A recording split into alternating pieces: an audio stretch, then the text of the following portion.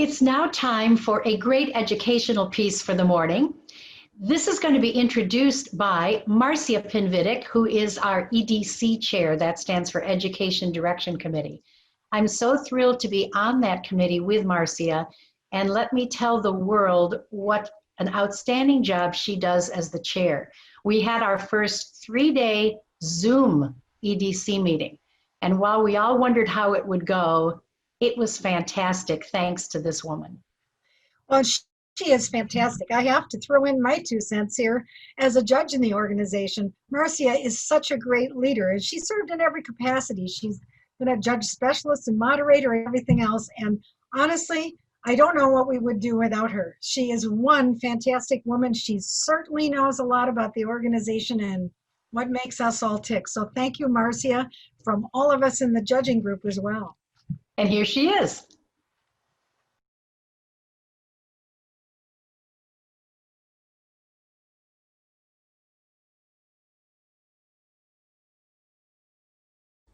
Hello, welcome to International Convention Virtual Education Class. You know, people often ask me, does the judging program ever change? Well, as a matter of fact, it's changing all the time. And when the judging program changes, it doesn't just affect competition. It affects our sound, the way we perform, and even the music we choose to sing. Over the next couple of days, we're going to take a look at the judging program from its beginning to the changes that are being made even as I speak. Today, Renee Porzel is going to take us on a retrospective journey to where the program began and the changes that have been made up until now. Most of you know Renee as the Associate Director and Choreographer of the 7-time World Championship chorus Melodeers. Renee is well qualified to speak about the judging, as she is a certified showmanship judge. She was the showmanship specialist and the judge specialist moderator.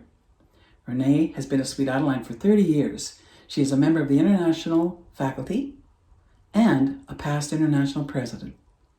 Please enjoy Renee Porzel, Judges and Competitors, Where Did We Begin? Thank you so much, Marcia. I am honored to be here today, and it lifts my heart to picture our members all over the world tuning in to be part of our virtual convention.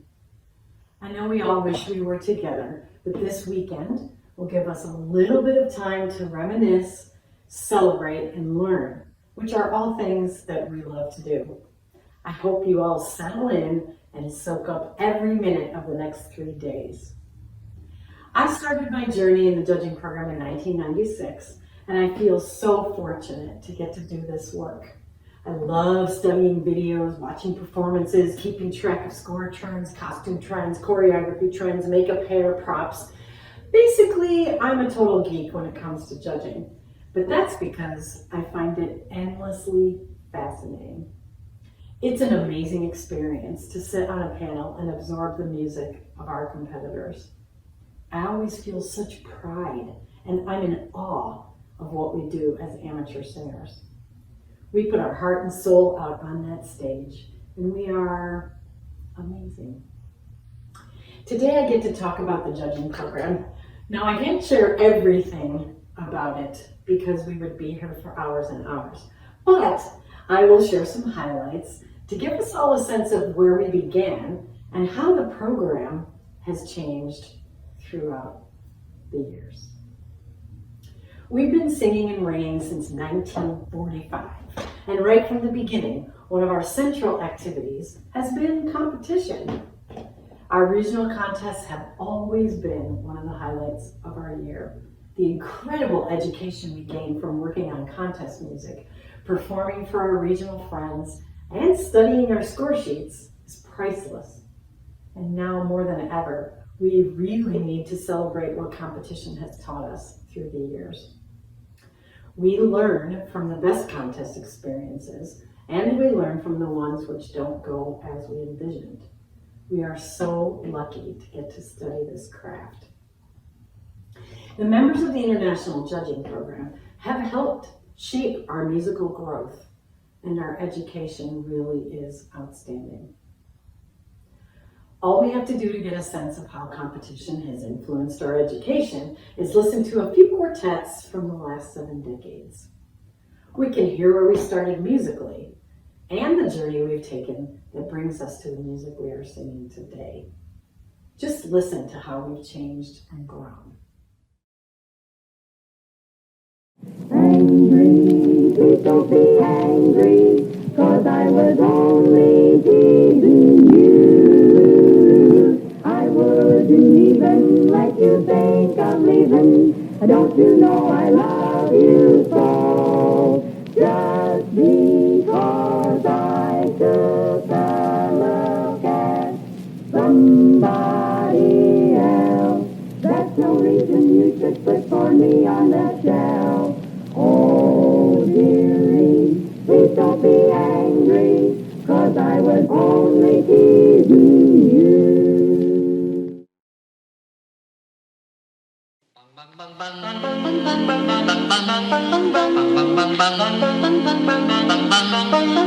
Mr. Sandman, bring me a dream. Make him the cutest that I've ever seen. Give him the word that I'm not a rover.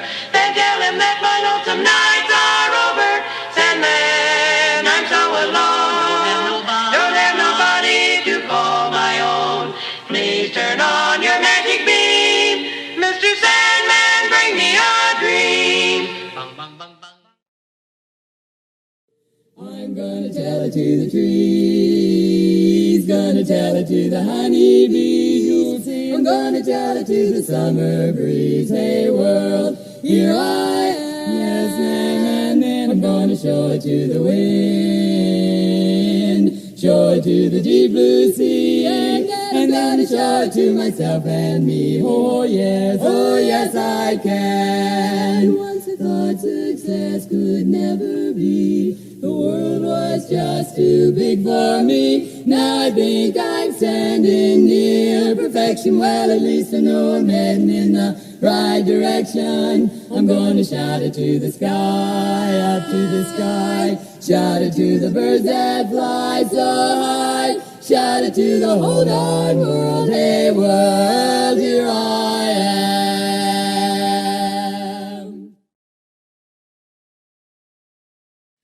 The night is like a lovely tune. Beware my foolish heart, heart bright, the ever constant moon. Take care, my foolish heart. There's a line between love and fascination that's hard to see on an evening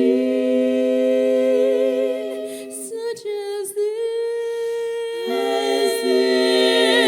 for they both give the very same sensation. When you're lost in the magic of a kiss, his lips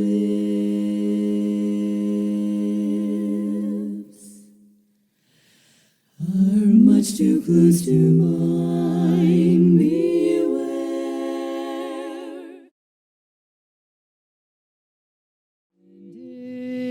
If you were on my mind both night and day, blame it on my youth.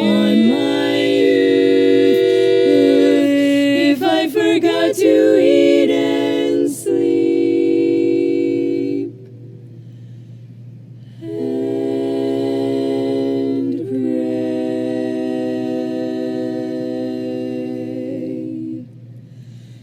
blame it on my youth. If I cried a little bit when first I learned the truth.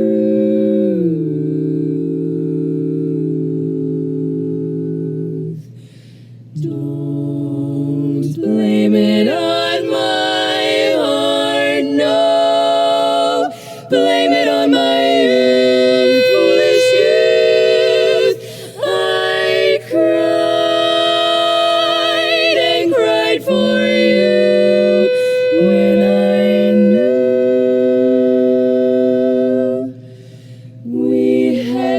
apart.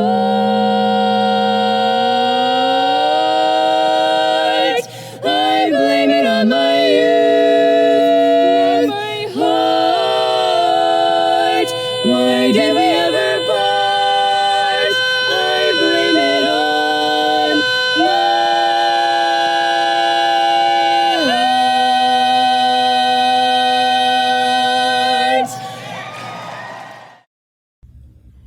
Each one of those talented quartets had their own sound, their own way of connecting to an audience, their own way of sharing their love of singing. Our contests and our judges helped each one of them achieve their dreams. Our story began in 1945 at the very, very end of World War II. Edna Mae Anderson of Tulsa, Oklahoma wanted to sing. Now, Edna Mae, she didn't want to just sing. She wanted to sing the 4-part male-only music her husband was singing with his friends. It was unheard of, but she was not to be stopped. To get things started, she gathered other barbershop wives together, and they chose a kickoff date for their first gathering. They sent out invitations, and on August 5th, 1945, Edna Mae's vision came to life when over 150 women showed up. They immediately formed the Automaton chapter, and by the end of 1945 had 85 members who each paid an annual dues of $1.50 US to belong. Imagine what it would be like to talk to Edna Mae right now and ask her about her passion for singing 4-part harmony and her drive to get all of this going. I would love to hear her stories and share with her what we've been doing since then. It would be amazing. By 1947, the Automaton chapter decided they wanted to host a national convention. And as soon as they publicized it, they started getting inquiries from all over the United States. They held their first national convention in October of 1947, and they had 12 quartets sign up, who all sang men's arrangements because that was what was available to them at the time. We didn't have a judging program yet, so our convention chair, Helen Sievers, went out into the audience 15 minutes before curtain time, and she found 5 people who could judge the contest. She found 3 women and 2 men to judge, and they chose the Decaturettes as the first world's champion women's barbershop quartet. The categories they used were fashioned after the system used by the Society for Preservation and Encouragement of Barbershop Quartet Singing in America, now the Barbershop Harmony Society, and they were choice of song, fidelity, blend, attack and release, and intonation. Our organization quickly grew, and by 1948, we had 18 chapters and 750 members. That's incredible. At the time, the rules of judging and instructions for quartets were very rigid. Wait until you hear these. A quartet could lose 1 point for each word improperly enunciated, and up to 50 points for careless appearance, discomposure, or awkwardness in presentation. And during the contest, quartet members could not leave a special holding area where all competitors and their coaches stayed together. They were actually locked in and guarded, allowed outside only for competition numbers, and then required to return until the placements were announced. And if they didn't do that, they were disqualified.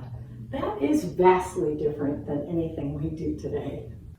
Those first 3 years convinced the leaders of that time that we needed to establish a judging program of our own, to train our own members to judge our own contests.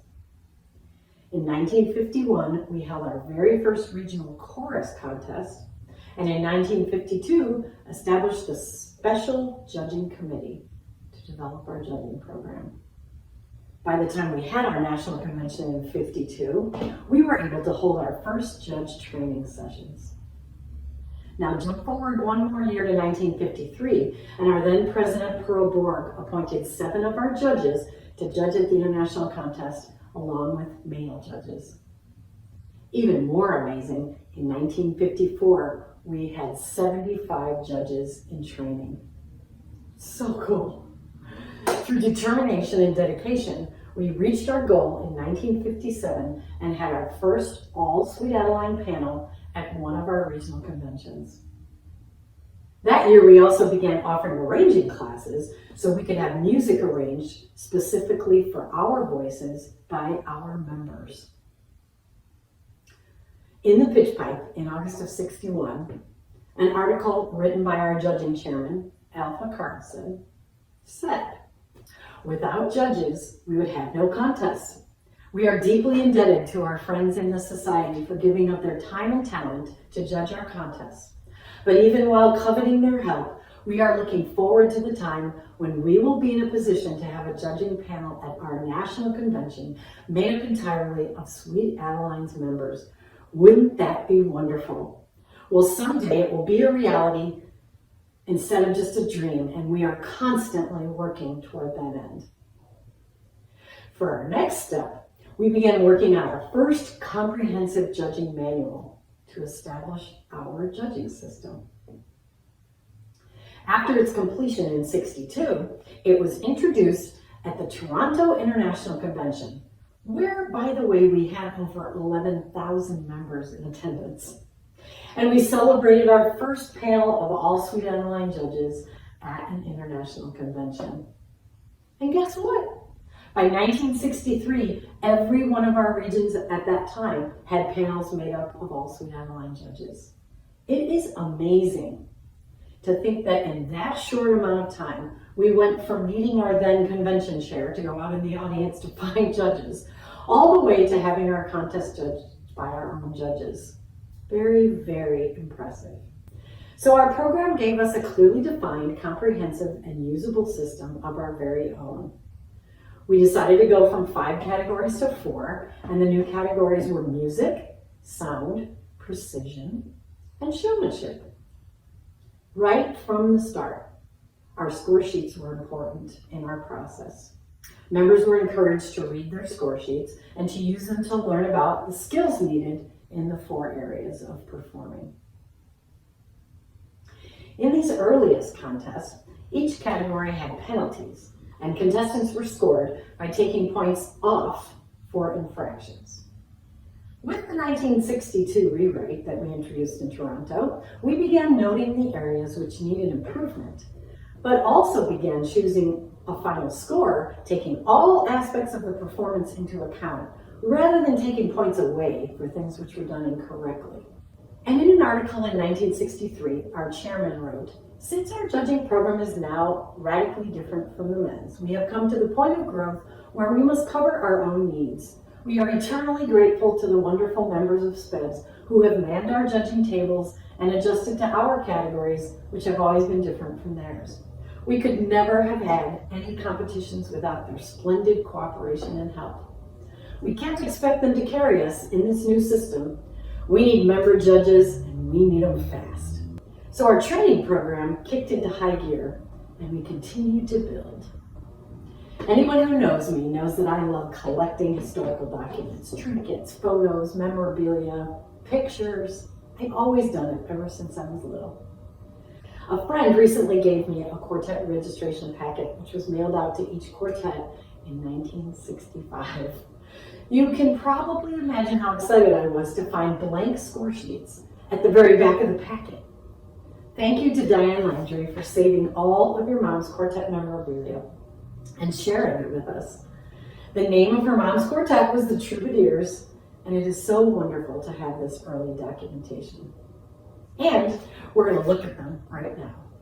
They give such a window into the very beginnings of our program. I just love them. Jean Vandenberg, a then board member and frequent writer for the Pitch Pipe, who was not a judge, wrote an article all about the International Convention in Toronto, and she shared exciting details of our new categories. As we look at the score sheets, you'll recognize foundational elements of our current categories, and you'll also get a view into Jean's writing style, which includes some very interesting observations about each category. So we start with our music score sheet. Jean wrote, "The music category is concerned with all the things that make a song a good barbershop song. the melody, composition, harmonization, voicing, tempo, and handling of the song, the phrasing, contrast effective dynamics, and emotional projection. Your inaccuracies will show, but their importance against your presentation of the song will show in your final score, as they have no assigned value each anymore. You'll see your song must be barbershop. You may sing as well as the high-lows, but if you sing their modern chords, you're licked. It's barbershop or bust. Sweet Adelines are in the barbershop field, so let's keep it that way. You can see on the score sheet that the levels are listed without any plus or minus. Each element of the category had a place for the judge to circle the level, and there was an area to record how many chord accuracy issues occurred in each song. About the sound category, Jean wrote, "The new sound category is a dilly. This is concerned with your balance and blend, as well as your harmony accuracy. Here you'll see the familiar cone that shows how your chords balance out. The judge draws her record of how each voice or voice section stack up in the balance of your chording. If you have a voice or more that overpowers the others, it'll show up on the picture the judge makes of your performance. The sounds judge arrives at her final numerical score by assessing her A, B, C, or D placement of your blend throughout each song, her placement of your balance as shown on her cone, and her estimate of how constant your harmony accuracy was throughout your performance. Harmony inaccuracies are recorded by scratching out little dots, which have no assigned numerical penalty value anymore. So many interesting things on this score sheet. So the drawing of the cone is very different than the way we draw it today, with the lead part slightly outside the rest of the cone. And it's a reflection of the kind of sound we were learning back then. I love the box with all the dots for harmony accuracy, and the box with the conclusions about the levels of success in blend, balance, and accuracy. Those are very different than our sheets now. And the color of the sheet, pink, shows that we started using the category colors all the way back in the mid-60s. And then we have precision. Jean explained, precision is, by its very definition, a picky one. It calls for a judge with a keen ear for detail and a familiarity with good American musical diction. The precision category is concerned with the text, releases, and diction, and how well you handle them. This is the only penalty category, but even here, there's a nice big space for the judge's comments, so you'll get help in the areas where you're weak. Hit them, pronounce them alike, and your words will suit this judge, providing a good, plain, understandable American words with no fancy operatic deliveries. I just love this score sheet. There's only 3 elements: text, releases, and diction, and the opportunity for judges to cross out dots which represent 100 inaccuracies in those 3 areas. This is fascinating, and it's very different than anything we do now as we judge. Jean explained that the stage presence category had been redefined and renamed Showmanship to include all of the tangibles such as originality, costuming, grooming, gestures, bows, breaks, pitch pipe handling, and various entrance and exit techniques, and to acknowledge and evaluate those vital intangibles which create that magnetism that's an integral characteristic of all great performers in every field. You'll see 2 score boxes on this sheet. In the top one, your final score will run from 20 to 100 points. But if you have anywhere in your performance displayed bad taste, either intentionally or inadvertently, your decorum will be penalized in the second box from 10 to 20 points, which will be subtracted from your first score. If you mean to be vulgar, you have no business in Sweet Adelines, and you can take your puny little score and find another hobby. If you are worried because your dress is too low cut, too short, or too tight, it probably is, and you better switch to something else. For Sweet Adeline appearances, we should always dress as if we were going to appear on a ladder with a light behind us. Let's not give the audience, who is looking up at us, any reason to look down on us. Well, Jean certainly didn't mince words, did she? The decorum penalty jumps right out at me. And the way the elements are phrased as questions is very unique too. And my favorite? the line item asking how contestants handled unexpected situations. That's great because we all know there is no perfect performance. While they believed they had gotten away from judging with a penalty mindset, you can see that we still had some work to do in that area. Now with that launch, our judging program took a huge leap forward. We started training judges at a very fast rate at regional contest weekends instead of just during our international convention. And there were two other noticeable changes at the time. The first was that we changed the name of precision category to expression, because we felt it described the attributes of the category elements much more clearly. And the second was that we stopped doing critique sessions following regional contests. We had been doing them since our earliest years, but sometimes they were emotional, and sometimes they ran until 2 in the morning following a quartet contest. What we did was we decided to focus on training judges to write score sheets which would help contestants continue on their educational journey. Now, every single one of us have gotten score sheets that we love and treasure, and some which we haven't loved as much. But with help from judges, coaches, our directors, mentors, we can always take those score sheets and learn something from those comments. Many judges, myself included, see it as a roadmap to improvement. We work so hard to make our comments clear and our observations educational. From our earliest years, our chapters had choruses who competed regionally. And we kept expanding and improving our contest process so that in 1973, we held the first international chorus contest with the winners from the 1972 regional contest. Our first chorus champion was the Racine chapter under the direction of Jarmella Spetta. Such an exciting time for them and for all of us. And what a journey our choruses have been on ever since. That year, we also began videotaping regional and international contests and used the videos for judge training to continue to refine our process even further. We were always thinking ahead. So moving on into the 80s, we had big changes at the international level. Our quartets began competing with performance packages in the finals. And that brings up the question, where did the idea of our performance packages come from? Joni Bescos, who was a certified judge in 3 categories, prolific arranger, director, mentor, international board member, quartet champion, and coach, became concerned when she realized that we were crowning quartets who were not being trained to put together a set to sing on a show. She believed this was a necessary skill for performers, and she was so right. Today, it continues to change the way our quartets build their stage persona, repertoire choices, and set design, things that we all need to learn. In 1985, at our international contest in Kansas City, we added our semifinals round in the chorus contest, and we knew that once the quartet started doing performance packages, the chorus needed to learn the same skills. In the finals that year, choruses competed with a performance package in addition to 2 required contest songs in the finals. The addition of show packages has helped all of us improve our chapter shows and community performances because we've learned together. We get to see what works, what doesn't work, and then expand our own creativity as we plan our performances.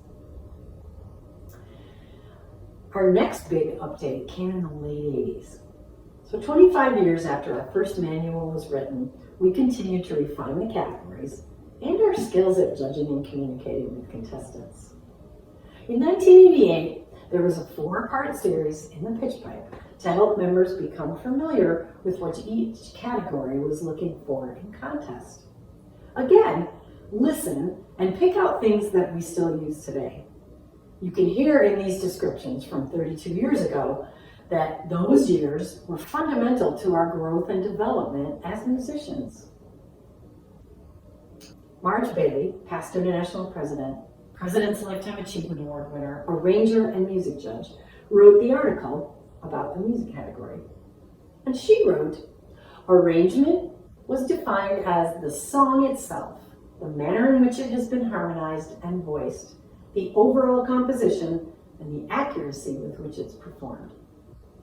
The category judges whether or not the group performing the arrangement does a good job with it on stage. Marge explained, if the chords and notes are not correct, the presentation is no longer music, but noise. Music judges consider whether the performing group has gone that one extra step and gotten themselves and their listeners emotionally involved in the musical presentation. What's interesting on this sheet are things listed on the left-hand side. They're listed as statements about things that are incorrect, such as weak chord voicings, improper harmonizations, too many tempo changes, lack of emotional projection. Today, we have many of the same elements, and judges use the body of the sheet to comment about areas which need improvement, along with specific comments about areas of success. We've shifted away from having that kind of list on our score sheets. You'll notice on all 4 of these score sheets that the scoring levels are listed with the regular letter A, B, C, and D, as well as the plus level in each. For example, the B level was from 61 to 70 points, and B plus was 71 to 80. A level was from 81 to 90, and A plus was 91 to 100. There were no minus levels. They were added later. It's hard to believe that Sharon Babb is not celebrating with us this week. It's hard to believe Sharon Babb is not celebrating with us this week. She shared so much with all of us and taught us through her insightful and eloquent commentary on her score sheets. Sharon was a certified sound and music judge, President's Lifetime Achievement Award winner, board member, judge specialist in 2 categories, a championship chorus director, coach, and a mentor. In 1988, she wrote the article about sound in the pitch pipe, and she explained that the mastery of the sound category requires special knowledge of the 3 A's: anatomy, acoustics, and artistry. Sharon explained that the sound judge carries a heavy responsibility because she's evaluating the most pervasive and crucial aspect of our art form, the sound of the performing group. She focused her article on vocal production because when improper vocal production is used, the components of the category cannot reach their full potential. At the time, the category weights were distributed in this way.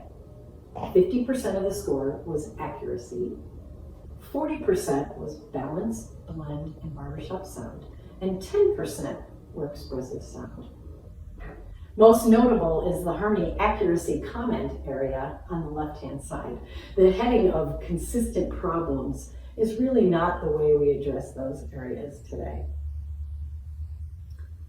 Bobby Adelines was a highly involved administrative leader at the regional and international level. She served on the International Board as treasurer and was a certified expression judge and a wicked funny MC. She wrote that in 1963, the precision category produced performances that were more mechanical than lyrical. By 1988, the expression category was expanded to give heavier emphasis, 60%, to lyrical interpretation, dynamics, phrasing, inflection, tempo, and the finesse and artistry that make a performance inspiring. It didn't mean that the 40% of the category, diction, synchronization, was not important. In fact, these components, along with good vocal production and breath support, are the basics and must be mastered before attempting the 60%. Bobby wrote, "We hear a lot of contrived, unnatural interpretation in competition. Don't change dynamics or hold a word for no apparent reason, just because you haven't done anything different for a measure or 2. Just tell the musical story naturally." On this score sheet, it's interesting to note that emotional projection is listed. The category was beginning to really embrace the emotion needed to project a song. Zoe Thompson, who was also an international president, a chorus director, as well as serving as a showmanship judge, wrote about showmanship. She said the ultimate aim of showmanship is to help communicate the musical product. It requires effective visual reinforcement of the musical spell that has been woven by the performer. A show judge can only reward the visual performance if the minimum standards of musical proficiency have been achieved. It does not matter how beautiful or expensive the costuming or how fabulous the choreography. If the performance isn't good musically, this judge isn't buying. And if the musical product is strong, but the selling job is inadequate, she isn't buying either. Zoe really captured the category when she wrote that the showmanship category is a fascinating coverage of the visual performance, from eyeliner to frontliner, from performance magic to the magic of Velcro, from the left hemisphere thinking that produces even hems, to the right hemisphere spontaneity of transcending technique. The score sheet does not include characterization or posture, all things that were added later. And one more important thing to note, vocal skills were not directly mentioned on the music expression and showmanship sheets. The reorganization of the category elements list with vocal skills at the top of every category came about later. Now, in terms of competing or singing, what we were learning and teaching each other, the 90s were amazing. In 1996 in New Orleans on our 50th anniversary, we started having top 10 choruses compete in the finals as opposed to top 5, and began including wildcard quartets and international, getting all kinds of groups onto the international stage. In 1998, the judge specialists reviewed the levels which were used to score contestants, and they made an adjustment which is still in place today. They added the minus scores to the levels, which shifted the numbers of the scoring levels, and it allowed judges to offer very specific feedback for each portion of the A, B, C, and D levels. The judge specialists created new performance guidelines to match the levels, which were shared with every member. And education was ongoing as members adjusted to the new scoring, and judges learned to use this tool to help contestants continue to improve. And then another big change. We always listed our scores music, sound, expression, and showmanship, and the music category was used as the tiebreaker in a contest. In 2000, the judge specialist decided that while the arrangement was paramount to a strong barbershop performance, the sound score was actually the category that should break a tie, since we're a singing organization. Now, how have the categories changed since then? Well, in sound, back in the 80s and 90s, we discovered loud. We learned about resonance, and we took that to heart. We started singing with a more covered sound, filled with lots of energy, but our overall sound tipped back into dark places in our resonators. The result of all that attention to big sound and resonance was that some muscle crept into our product. But it was a very important step in our evolution. We began to layer that knowledge of resonance on top of what we continued to learn about our voices. The judging community continued to focus on the elements of their categories, and they chose winners who were singing the most accurate and most cohesive performances. We've expanded our knowledge about how to produce the ring, which happens when voices create sound in exactly the same place and space, that yummy forward spot that rings so well that we all love. And we are singing really well. So we've learned to harness volume and use air to produce a well-resonated and pleasant sound that is a lot more than loud and soft. Moving on, in 1999, we held our first Rising Star Quartet contest for singers under the age of 25. And in 2000, we began holding the Harmony Classic contest at our International Education Symposium, which awarded placement to 5 mid-size and 5 small choruses. Both of those contests have produced incredible performances. Continuing on, the Open Division was born in 2014 after nearly 5 years of work by a competition task force, the Education Direction Committee, and the judge specialists. These committees figured out a way for competitors who didn't want to be in the standard contest to compete and get feedback on their performance skills. The contestants get to put together a 10-minute set, which includes at least one barbershop contest song. They're responsible for writing a script, delivering lines, and making an entertaining and enjoyable connection with their audience through their creativity and performance skills. The Open Division has produced some exciting, funny, musically wonderful performances. It has given competitors another option in the contest setting, and that's a good thing. A number of the Open Division competitors have taken what they've learned and entered into the International Division for scores and placement, which is exactly what the judging community hoped would happen. Any opportunity for us to learn is a good opportunity. Right around that time, the finals round in International were also shifted to offer more education to international competitors. From the inception of the performance package in the 80s, competitors were given up to 10 points from each judge for the package. And judges were instructed that they were not to comment on the package or write an explanation of their score. Those were points that the judge could award any way she felt was representative of the package's success. When the competition task force studied this process, they felt that offering feedback to international competitors on those elements would be more educational, and a system was developed to award them a score and offer commentary on the entertainment choices they were making. These updates have definitely pushed our competitors to examine their performances in a different and new way, and to work on delivering their sets with more fully developed entertainment skills. Just imagine what we will come up with when we get to compete again. There is no limit to our creativity. Every year, the Judge Specialist Committee reviews, discusses, debates, and researches every facet of our competitions. Every score sheet written is analyzed, studied, and critiqued. The Judge Specialists watch hundreds of performances on their own and then analyze a large amount of them when they're together for their June and December meetings. This intensive and detailed process keeps every judge in the program working on the skills needed to judge and consistently reward the best singing performance. So let's look at our categories in 2019, the last time we competed.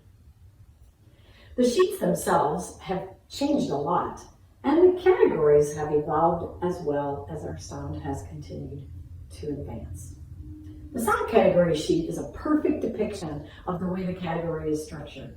On the left are the left brain or technical elements, and the artistic or right brain are all the way over on the right. The category teaches us the hierarchy to achieving good sound.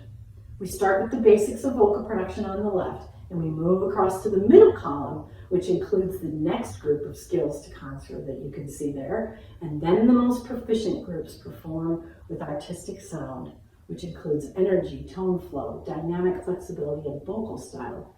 It's such a great depiction of what we are striving for in sound.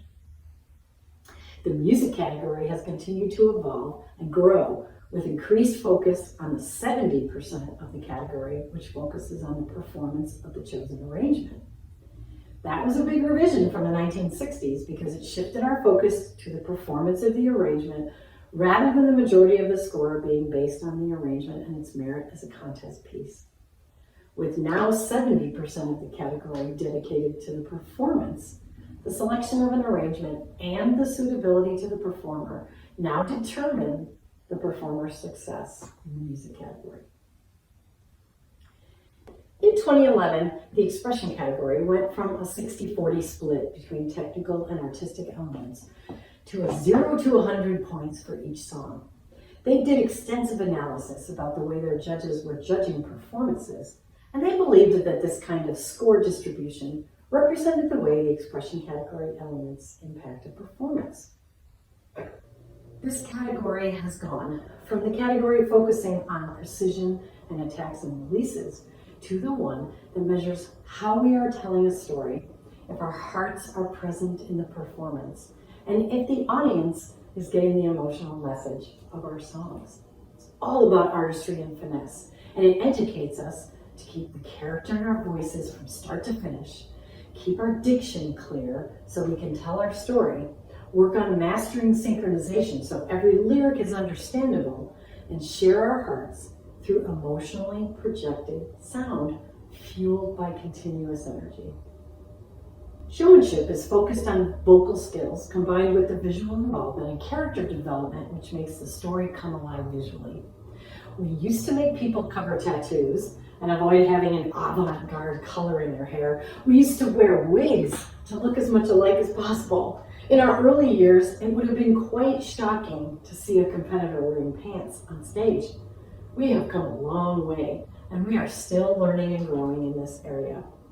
We are continuing to teach each other about how every performer can look stage ready and still retain some of her own style as she fits into the look of the whole ensemble. Make sure you tune in tomorrow to hear Paula Davis, Judge Specialist Moderator, talk about the latest revisions to the category. She's going to share some of those updates tomorrow. Get ready to take notes. Now, where do we go from here? The a cappella umbrella is huge, and it encompasses so many different varieties of unaccompanied music. It was originally intended to help differentiate between Renaissance polyphony and Baroque concerto style. It was used in religious music predominantly, and the styles were mainly Gregorian chant and madrigal style. It continued to develop, and then in the early years of the 20th century, the a cappella genre continued to grow with Black male barbershop quartets who created this style through a love of singing close chord harmony. Their sound was beautiful, very different than any other music being sung at the time. We have so much to learn from their sound, even as we add our own flair to the genre. In the 60s and 70s, groups like the Persuasions and the Manhattan Transfer introduced pop music into the a cappella genre. Billy Joel had a hit song called For the Longest Time. Straight No Chaser and Pentatonics gained worldwide attention with their beautiful harmonies and excellent singing. Many a cappella groups are adding vocal percussion to their songs to complement their singing, and students of all ages are experimenting with unaccompanied singing. The a cappella style is growing and changing as more and more singers experiment with vocal sound. Our current need to learn how to produce musical performances in virtual platforms is teaching us so many things about creating the music we love. It's exciting to see us learning and adapting. We just have to sing. It's who we are. For us to be part of this continuing history, we need to be proud of the chords we all fell in love with and continue to dig deeper into how to produce them. We don't have to stop singing contest music in order to be current and viable in the music world. We just need to sing rock-solid, ringing barbershop arrangements that honor our 75 years of exploration into producing our sound, and combine that with all kinds of songs in our repertoires to show how we sing a cappella in many different ways. The judging community remains focused on maintaining the barbershop style of chording, interp, and performance that have gotten us to a point where our most proficient quartets and choruses can sing with exquisite vocal skills on their barbershop contest songs, as well as their other repertoire songs. And that's what we're all striving for. In-tune singing is in-tune singing, no matter what song we sing. And that's what the judging program has helped us to learn. You can see from our history that we have adapted, changed, grown, and evaluated through more than 7 decades. We started out having categories which were based on assigning a penalty for everything that went wrong, to a system that celebrates what is happening, that is working, and educates about the areas that need to be improved. And we have grown beyond anything Edna May could have ever imagined. The judges are still studying and progressing during this time of separation. We are all anxious to get back to the table and hear the beautiful sounds of our members on stage. We are thinking of all of you and focusing on a time when that will happen. Until then, study the categories and embrace the educational journey we have been on since 1945. And let's keep singing and ringing another 75 years.